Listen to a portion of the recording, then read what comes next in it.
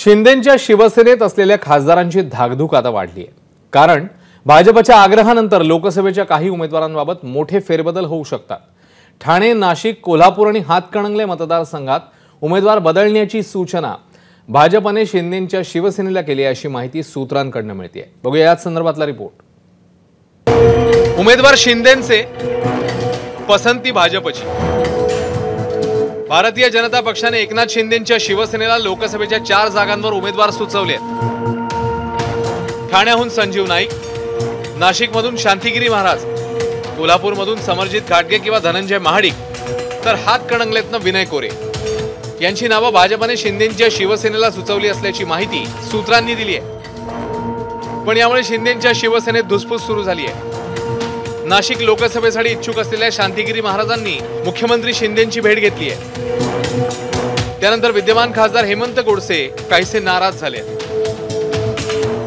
आमची बाजू मांडताना की आमचे जे भाजप परिवार आहेत यांनी सर्वांनी असा निर्णय घेतलेला आहे की यावेळेला की लढा राष्ट्रहिताचा आणि संकल्प शुद्ध राजकारण या माध्यमातून आमच्या भक्तपरांनी निर्णय घेतलेला आहे की या वेळेला नाशिकच्या लोकसभाच्या रिंगणामध्ये बाबांना काय करायचं उतरायचं।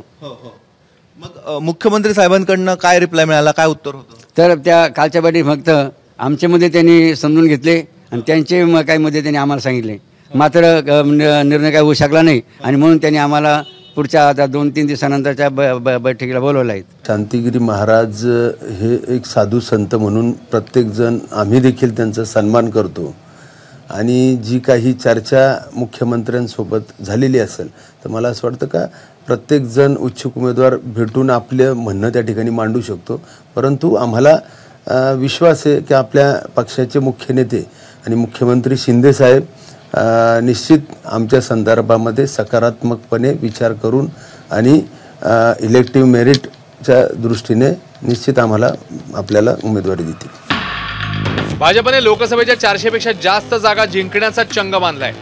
त्यासाठी जिंकण्याची शक्यता जास्त असलेल्या उमेदवारांची यादी भाजपने तयार केल्याचं दिसतंय। नाशिकहून मुकुल कुलकर्णीसह गणेश ठाकूर, एबीपी माझा, मुंबई। एबीपी माझा, उघडा डोळे बघा नीट।